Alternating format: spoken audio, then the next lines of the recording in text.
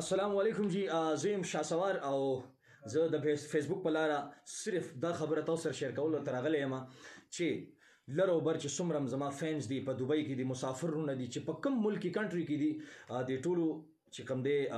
یو افوا یو پروپاګاندا په دی سوشل میډیا باندې ډیر زیات نن سبا وایرل ده چې شاسوار بیا دی فیلډ ته بیک کوي نو او دا حقیقت ته زه بیا راځم دی فیلډ ته او په څه وجه راځم هغه خبره دا ده چې ما هغه فیلډم کولو بیا ورسره ما د تبلیغ مهنت هم وکړو د دین کار په اول نمبر باندې د دنیا کار چې کم دی دا په دویم نمبر باندې کوم خو دی فیلډ ته بیک زکه کوم زکه بیا راغم